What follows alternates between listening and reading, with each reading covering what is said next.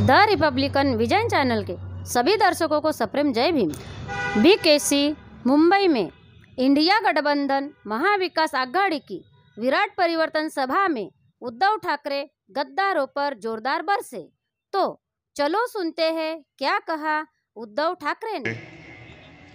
तसं पाहिलं तर ही निवडणूक प्रचाराची सांगता सभा आहे आणि आपल्या विजयाची नांदी ठरणारी ही विराट जनसभा आहे। आज मुंबईमध्ये दोन सभा होत आहेत। एका बाजूला तुम्ही सगळे आलेला आहात, आपण सगळे आलेलो आहोत, आणि दुसऱ्या बाजूला कोण जमले तुम्हाला कल्पना आहे। सगळे गद्दार आणि भाडोत्री, सगळे बेअकले आणि नकली, अशी असली शिवसेना, असली काँग्रेस, असली राष्ट्रवादी आणि सर्व मित्रपक्ष आहेत, त्यांची ही सभा आहे। तिकडे सगळी भाडोत्री माणसं आहेत, वक्ते भाडोत्री, उमेदवार भाडोत्री, आणि मला असं कळलं की माणसं सुद्धा भाड्याने आणलेत। इकडे एकाने तरी हात वर करून सांगायचं की कोणाला भाडं दिले का रे?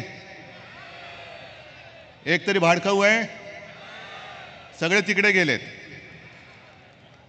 आणि गंमत म्हणजे मी थोडासा रिपोर्ट घेत होतो, आता 4 जूनपर्यंतचे पंतप्रधान नरेंद्र मोदी बोलायला उभे राहिलेत, कारण 4 जून नंतर ते पंतप्रधान नसणार आहेत, हे आपण ठरवलेलं आहे। मी काल मुलाखत देताना एक शब्द वापरला की ज्याप्रमाणे नरेंद्र मोदीजींनी आपल्याला फसवलं होतं, नोटबंदी जाहीर केली, अचानक 8 वाजता उतरले टीव्हीवर आणि सांगितलं, आपल्याला सगळ्यांना वाटलं होतं की काहीतरी चांगलं पंतप्रधान आलेत, काहीतरी चांगलं बोलतील, पण आले आणि सांगितलं की तुमच्याकडे ज्या चलनी नोटा आहेत त्या नोटा आज रात्री 12 वाजल्यापासून फक्त कागदाचे तुकडे राहतील, त्यांचं चलनी महत्त्व 12 वाजल्यापासून रद्द करण्यात येत आहे, त्याला डिमॉनिटायझेशन म्हणतात। मग तसंच मोदीजी, तुम्ही आज शिवाजी पार्कवरनं बोलतायत, बोलून घ्या, पंतप्रधान म्हणून शेवटचे मुंबईत आलायत, बोलून घ्या, कारण 4 जूनला संपूर्ण देश डिमोदीनेशन करणार आहे। याचा अर्थ असा की जसं चलनी नोटा फक्त कागदाचे तुकडे राहिले होते, तसं तुम्ही 4 जून नंतर फक्त नरेंद्र मोदी राहाल, देशाचे पंतप्रधान राहणार नाही, कोणत्याही परिस्थितीत राहणार नाही। मला काही वेळेला कीव येते काही लोकांची, काय लोक जमवतात, जणू काही देशातले सगळे प्रश्न संपलेत, महागाई कमी झालेली आहे, सगळ्यांना रोजगार मिळालेला आहे, सगळे खाऊन पिऊन ढेकर देऊन सुस्त पडलेत, अशा एका वातावरणात हे लोक राहत आहेत। चीन तिकडे ढेंगेमध्ये घुसलाय, आडवा तिडवा घुसलाय, तिकडे ना मोदी जायला तयार, ना अमित शहा जायला तयार, पण सगळी फौज भाडोत्री घेऊन संपवायला आज इकडे आलेले आहेत। संपवून बघा, मी आव्हान देतोय, मोदीजी तुमच्यात हिम्मत असेल तर उद्धव ठाकरेला संपवण्याचा प्रयत्न करून बघा, नाही हा माझा महाराष्ट्र तुम्हाला महाराष्ट्राच्या मातीत तुमचं राजकारण गाडल्याशिवाय राहणार नाही। कारण इकडे आम्ही तसबिरीचं पूजन केलं, छत्रपती शिवाजी महाराज, शाहू फुले आंबेडकर, हा महाराष्ट्र, हा शाहू फुले आंबेडकरांचा महाराष्ट्र आहे, तो शहा मोदी आणि अदानीचा महाराष्ट्र आम्ही कदापि होऊ देणार नाही। तुम्ही किती प्रयत्न करा, तुम्ही किती डोकी आपटा, डोकी फुटतील, पण माझा मर्द मराठा जो हिम्मतवान आहे तो एक सुद्धा फुटणार नाही। आणि तुमच्याकडे तुम्ही सगळे गद्दार घेतायत, घ्या, उलट काही वेळेला एक गोष्ट बरी असते, जो निसर्गाचा नियम आहे, ऋतू येतात, ऋतू बदलतात, पानं उगवतात, पानं सडतात, आणि सडलेली पानं ही झडलीच पाहिजेत, ती जोपर्यंत झडत नाहीत तोपर्यंत नवीन अंकुर फुटत नाहीत। आज सगळे सडलेली पानं मी माझ्या शिवसेना वृक्षाने टाकून दिलेली आहेत, ती तुमच्या कचरा गोळा करणाऱ्या गाडीवाल्यांनी गोळा करून तुमच्या गळ्यात घातलेली आहेत. भारतीय जनता पक्ष हा कचरा गोळा करणारा पक्ष झालेला आहे. कचरा गोळा करणारा पक्ष, कचरा जमाव पक्ष. भाडोत्री तर आहेच, भाकड आहेच, भेकड आहेच आणि कमळाबाई तर आहेच आहे. पण ही पहिली निवडणूक अशी आहे की या वेळेला नरेंद्र मोदींना त्यांच्या प्रचाराची दिशा सापडत नाहीये. त्यांना एक असा उन्माद चढला होता की ही देशातली जनता आपण काही केलं तरी ऐकेल. 400 पारचा नारा दिला होता. पण आपण काय दिला नारा?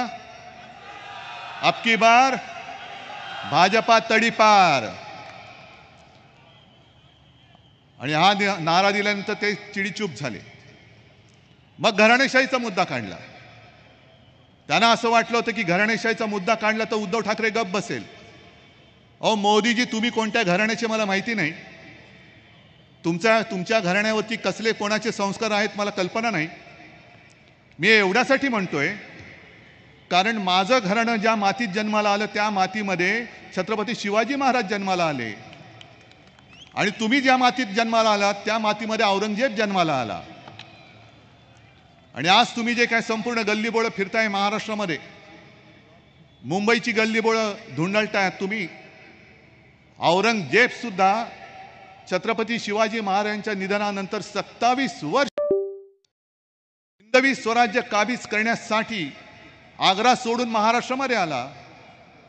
27 वर्ष महाराष्ट्राशी झुंजला, पण पुन्हा त्यांनी आग्रा बघू शकला नाही. महाराष्ट्राने त्याला इकडेच मूठमाती दिली. आज तुम्ही काय म्हणून मतं मागतात महाराष्ट्रासाठी? काय अधिकार आहे? काय केलं तुम्ही महाराष्ट्रासाठी? गेल्या 2 वेळेला महाराष्ट्राने तुमच्यावरती प्रेम केलं. 40 पेक्षा जास्त खासदार मोदीजी तुम्हाला पंतप्रधानपदी बसवण्यासाठी माझ्या महाराष्ट्राने तुम्हाला दिली होते. मी सुद्धा त्याच्यात सामील होतो, ज्याचा मला आज पश्चाताप होतोय. पण तुम्ही पंतप्रधान झाल्यानंतर महाराष्ट्र लुटायला निघालात, मुंबई लुटलीत. हे तुमचे बाळासाहेबांचे विचार. बाळासाहेबांचं नाव घेण्याची तुमची लायकी नाहीये. काय म्हणून घेता तुम्ही नाव? ज्या बाळासाहेबांनी हिंदू हृदय सम्राट, एकतर पहिल्या प्रथम हिंदू हृदय सम्राट हा शब्द नीट उच्चारायला शिका, कारण तो त्यांच्या भक्तांनी दिलेला नव्हता. भक्त लाखो आहेत. जनतेने त्यांना हिंदू हृदय सम्राट म्हटलं. आणि तुमचा जो महाराष्ट्रावरचा आकस आहे हा पदोपदी दिसतोय. महाराष्ट्राची राजधानी मुंबई ही तुम्ही भिकारी करायला निघालात. महाराष्ट्रामधले उद्योग धंदे तुम्ही गुजरातला पळवून नेले. आणि काल परवाकडे जो त्यांनी रोड शो केला, काय उन्माद काय असतो तो काल बघायला मिळाला. जिथे 2 दिवसापूर्वी ते होर्डिंग कोसळून त्याच्यात काही जण मृत्युमुखी पडले, त्यांचं रक्तही सुकलं नव्हतं, त्याच्या आत त्याच विभागामध्ये ढोल ताशे बडवत, लेझिम बिझिम सगळं वाजत गाजत, फुलं उधळत तुम्ही स्वतःचा रोड शो केला. हे एवढे निर्दयी झालात तुम्ही. एक तर तुम्ही ज्या शिवसेनेने तुम्हाला कठीण काळामध्ये मदत केली त्या शिवसेनेला तुम्ही नकली म्हणता. मग असं नेमकं आहे तरी काय की उद्धव ठाकरेचं तुम्ही पक्ष चोरला, चिन्ह चोरलत, वडील पण पळवलेत, तरी देखील ही लोक हटत का नाहीत माझ्याकडनं? काही लोक माझ्यासोबत आहेत. मी जिथे जिथे जातो तिकडे गर्दी होते, प्रत्येक ठिकाणी गर्दी होते आणि लोक समोरून सांगतायत उद्धवजी चिंता करू नका, आम्ही तुमच्या सोबत आहे, तुम्ही लढा, फक्त या हुकुमशहाला गाडा, तुम्ही या हुकुमशहाला गाडा. ही लढाई माझी मी लढत नाहीये, ही लढाई मी तुमची लढतोय. हे सगळे जण एकत्र आलेले आहेत, हे स्वतःची लढाई लढायला आले नाहीत. देशाचं स्वातंत्र्य टिकवण्यासाठी, देशाचं स्वातंत्र्य अबाधित ठेवण्यासाठी आपण सगळे एकत्र आलेलो आहोत. आणि इंग्रजांच्या काळामध्ये सुद्धा जर कोणी असा विचार केला असता, अरे एवढे ताकदवान आहेत इंग्रज, काय होणार यांच्या पुढे, मारून टाकतील, मारली लोक, फासावरती गेली, घरदार कुटुंब सगळ्यावरती त्यांनी निखारा ठेवला. पण तरुण मुलं क्रांती त्यांनी केली, लढ्यामध्ये उतरली फासावरती चढली, तुरुंगवास भोगला, हाल अपेष्टा सोसल्या. कोणासाठी? देशासाठी. काल जो मी प्रश्न विचारला तोच पुन्हा विचारतोय, देश म्हणजे आहे तरी काय? भारत माता की जय आपण बोलतो, ती भारत माता आहे तरी कुठे? नाशिकच्या सभेमध्ये जेव्हा मोदीजींनी सुरू केलं हिंदू मुसलमान हिंदू मुसलमान, तेव्हा समोरचा एक शेतकरी उठला, उभा राहिला आणि त्यांनी सांगितलं की कांद्यावरती बोला. ती क्लिप तुम्ही बघा, मुद्दामून बघा, मोदींच्या डोळ्यांकडे बघा. हुकुमशहाची नजर कशी असते, राक्षसी. अरे शेतकरी तुमच्याकडे पंतप्रधान म्हणून कांद्याचा हमीभाव मागतोय, कांद्याला भाव मागतोय, निर्यातबंदी उठवा सांगतोय. त्याचं न ऐकता तुम्ही भारत माता की जय, भारत माता की जय. मग भारत माता मोदीजी, तुमची भारत माता नेमकी आहे तरी कुठे? माझी भारत माता माझ्या समोर बसलेली आहे. कांदा उत्पादक शेतकरी हा सुद्धा भारत माताच आहे. मणिपूरमध्ये ज्यांचे धिंडवडे काढले गेले त्या महिला सुद्धा भारत माताच आहेत. देश म्हणजे देशातली माणसं आहेत, देश म्हणजे देशातले दगडधोंडे नाही आहेत, दगडधोंडे म्हणजे देश नाही. कदाचित पंतप्रधान म्हणजे दगडधोंडा असू शकेल, पण देश दगडधोंडा असू शकत नाही. मग तुम्हाला संवेदनाहीन झालेला आहात तुम्ही. आणि तुमची 10 वर्षातलं एक तरी काम असं सांगा की ज्या जोरावरती तुम्ही मतं मागताय. दर वेळेला काही निवडणूक आल्यानंतर हिंदू मुसलमान हिंदू मुसलमान. अरे इकडे सुद्धा आले असतील मुसलमान, आलेत का रे? आलेत ना. आता त्यांच्या पोटात दुखतंय की उद्धव ठाकरेच्या बरोबर आणि इंडिया आघाडीच्या बरोबर, महाविकास आघाडीच्या बरोबर हे मुसलमान सगळे येत आहेत. मग कधीतरी मुसलमानांना घुसखोर ठरवायचं, कधीतरी जास्त मुलं होणाऱ्यांना म्हणून आम्ही त्यांना संपत्ती वाटणार असं बोलायचं. आणि काल परवा तर बोलले की मी ज्या क्षणी हिंदू मुसलमान भेद करेन त्या क्षणी मी ह्या राजकीय जीवनाचा त्याग करेन. मोदीजी, तुम्हाला त्याग कधीच करायला पाहिजे होता, कधीच करायला पाहिजे होता. तुम्ही एक तर यांना घुसखोर बोलता, एक तर यांना देशद्रोही ठरवता. आणि काल तुम्ही जे बोललात की मी हिंदू मुसलमान भेद कधी करतच नाही, मग का आम्ही करतो? आम्ही करतो का मग? नाही म्हणे माझं बालपण आमच्या आडोस पडोस सगळीकडे मुस्लिम कुटुंबीय राहायचे आणि त्यांच्या सोबत माझं बालपण गेलेलं आहे. मी सुद्धा त्या ताजियाच्या खालून गेलेलो आहे. ईदच्या दिवशी आमच्या घरी स्वयंपाक होत नव्हता, मुस्लिम कुटुंबियांकडनं आमच्या घरामध्ये जेवण येत होतं. मग काहीतरी मिठाची काहीतरी ठेवा ना तुम्ही, खाल्लेल्या मिठाची. आणि मग मुस्लिम कुटुंबियांकडनं जेवण येत होतं, त्याचा मेनू पण सांगा काय. मग तो तुम्ही खाल्ला होतात की नव्हता? मग अमित शहाना सांगा की तुम्ही ते सगळं खाल्लं होतं. कारण अमित शहा काल बोललेत की मोदींना तिसऱ्या वेळेला पंतप्रधान का करायचंय, तर जो कोणी गोहत्या करेल त्याला उलटा टांगून आम्ही सरळ करू. म्हणजे मला कळलं नाही नेमकं काय करणार. उलटा टांगणार मग परत सरळ करणार. मग तो सरळ आहे तो बरा आहे ना, त्याला उलटा का करताय? म्हणजे तुमच्या बोलात बोल काही नाहीये. आणि मग कधीतरी काहीतरी नाटकं करायची. आज कोणतेही विषय त्यांच्याकडे नाही आहेत. 25च्या वर सभा केवळ महाराष्ट्रामध्ये त्यांच्या झाल्या.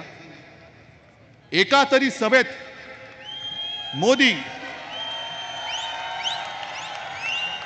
या अरविंद जी आइए.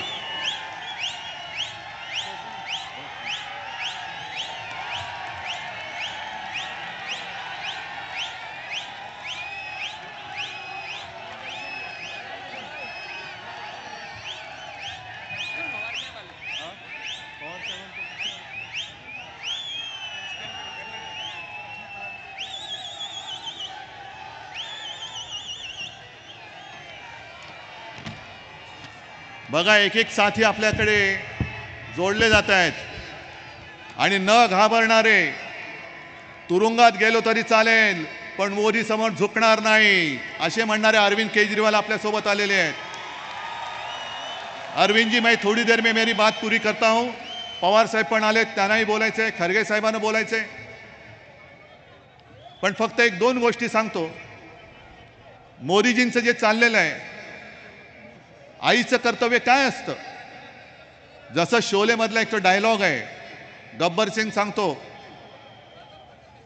की दूर गांव में आधी रात जब बच्चा रोता है तो माँ कहती है बेटे सो जा वरना गब्बर आ जाएगा. तसाच देशातली जनता मोदींना सांगते की आम्हाला भूक लागले, आम्हाला अन्न पाहिजे, आम्हाला नोकऱ्या पाहिजेत, आम्हाला सुरक्षा पाहिजे. मोदी सांगतात गप बसा नाहीतर मुसलमान येतील. अहो 10 वर्ष तुम्ही तिकडे उभवली खुर्ची. या 10 वर्षामध्ये तुम्हाला हा सलोखा करता नाही आला. दरवेळेला काय झालं की पाकिस्तानची भीती दाखवता तुम्ही. चीनबद्दल का नाही बोलत, बेकारीबद्दल का नाही बोलत. आणि मग त्यांचं जे आता सुरू झालं मला खरंच कीव येते. तुम्ही शिवसेना प्रमुखांच्या पुत्राला नकली संतान बोलताय. मोदीजी तुमची असलीयत काय आम्हाला काढावी लागेल. आणि मी माझ्या या सगळ्या मुंबईकरांच्या समोर तुम्हाला आव्हान देतोय, चला एका व्यासपीठावर येऊया. मी माझी 7 पिढ्यांची वंशावळ जनतेसमोर ठेवतो. मोदीजी तुमची असली तर तुम्ही ठेवा. तुमच्या 7 पिढ्यांनी देशासाठी काय केले ते सांगा. आणि माझ्या ठाकरे घराण्याच्या 7 पिढ्यांनी काय केले हे मी तुम्हाला सांगतो. तुम्ही कोण आम्हाला सर्टिफिकेट देणारे? काय ब्रह्मदेवाचे बाप झालात? नाही, ते तर बोलून झालंच आहे. हे तर बोलूनच झालेलं आहे. पण मोदीजी इकडे सगळे जे मुंबईकर आहेत, हे मुंबईकर जेव्हा संकटात असतात तेव्हा त्यांना मदत करायला धावून जातो तो शिवसैनिक जातो, भाजपचा कार्यकर्ता नाही जात. कुठे आग लागली, कुठे पूर आला, कुठे ऍक्सिडेंट झाला, कुठे बॉम्बस्फोट झाला, पहिला धावून जातो तो शिवसैनिक जातो. तो वाचवणाऱ्याला विचारत नाही तू कोण आहेस रे, हिंदू आहेस का मुसलमान आहेस, मराठी आहेस का गुजराती आहेस, उत्तर भारतीय आहेस का दक्षिण भारतीय. आणि अशा बचाव कार्यामध्ये अनेक शिवसैनिकांनी स्वतःचे जीव सुद्धा गमावलेले आहेत. मोदीजी तुमचा पक्ष एकतर स्वातंत्र्य लढ्यात नव्हताच, संयुक्त महाराष्ट्राच्या चळवळीत सुद्धा नव्हताच. उलट तुमचे जे पूर्वज होते मोरारजी भाई देसाई, त्यांनी मराठी माणसांनी इकडे गोळ्या घातल्या होत्या. 105 हुतात्मे झाले होते. संघर्ष करून रक्त सांडून ही मुंबई आम्ही मिळवलेली आहे. आणि मोरारजी भाईंनी तेव्हा पोलिसांना सांगितलं होतं की मी गोळ्या तुम्हाला माणसांना मारायला दिल्यात, गोळ्या वाया घालवायच्या नाहीत. ही एवढी मस्ती तुम्ही आमच्या घरात येऊन आम्हाला दाखवणार? मुंबईमध्ये तुमच्या कंपन्या दादागिऱ्या करतात, मराठी माणसाला इकडे प्रवेश देणार नाही. मी सगळ्या गुजराती लोकांबरोबर विरुद्ध नाहीये. तुषार गांधींना मी काल सुद्धा सांगितले गुजराती सुद्धा आमचे आहेत, गुजरात सुद्धा आमचाच आहे. पण हे मोदींमुळे जे 2-5 मस्तवाल झालेत त्यांना सांगतो वेळीत सुधरा. मराठी माणसाला जर का तुम्ही प्रवेश दिला नाही तर तुमची दरवाजे तुमचे आम्ही बंद करून तुम्हाला गुजरातला पाठवल्याशिवाय राहणार नाही. Get out. आणि मोदींना पण सांगतोय इकडे आम्ही मराठी गुजराती हिंदी सगळे एकत्र राहतोय, मुसलमान सुद्धा राहत आहेत, गुण्या गोविंदाने राहत आहेत. मिठाचा खडा टाकू नका.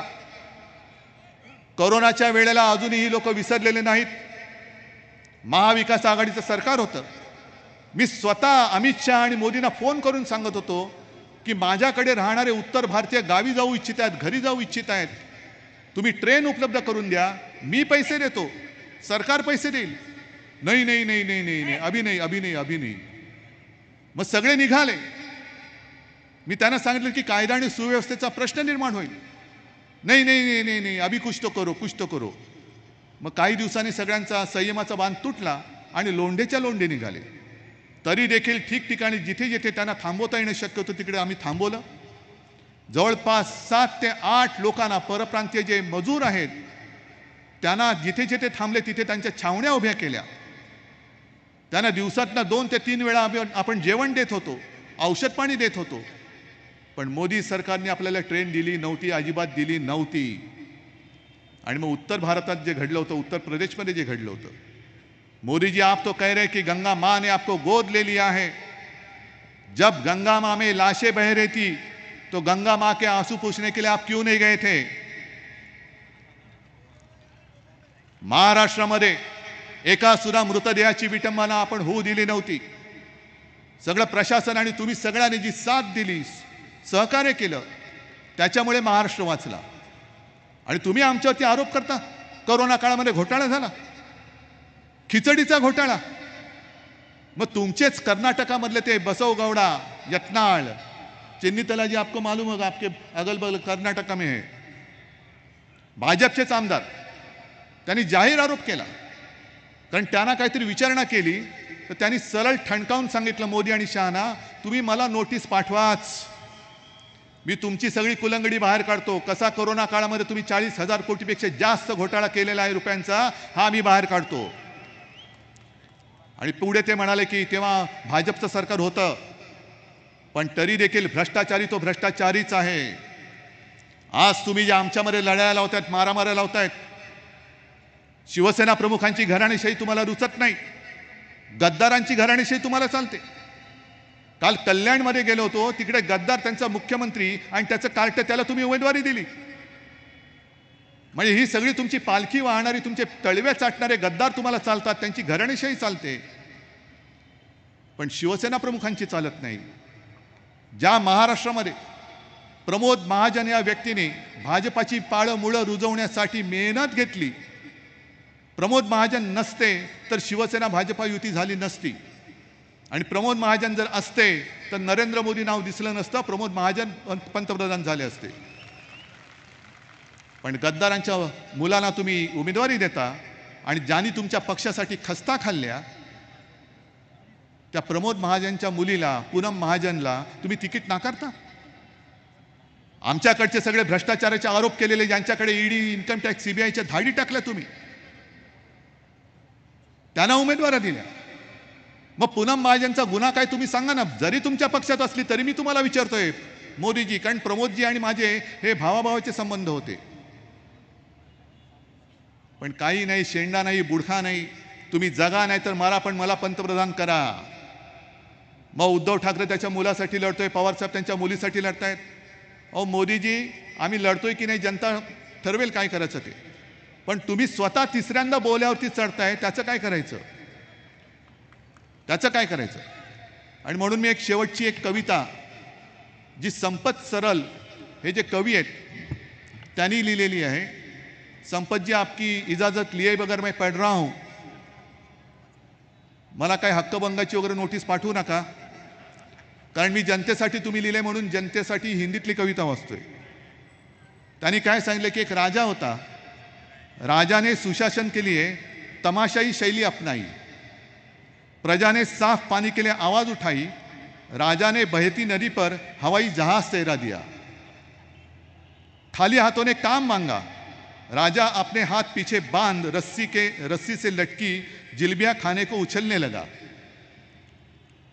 बस्ती में आग लग गई, राजा ने आग लगे गोल चक्कर से आर पार कूदना शुरू किया, प्रजा ने मुद्रा स्थिति और मुद्रा अवमूल्यन, म्हणजे रुपयाचं अवमूल्यन वगैरे ह्या ज्या भानगडी असतात, की स्थिति पर ध्यान देने को कहा, राजा गुफा में ध्यान की मुद्रा में बैठने लगा.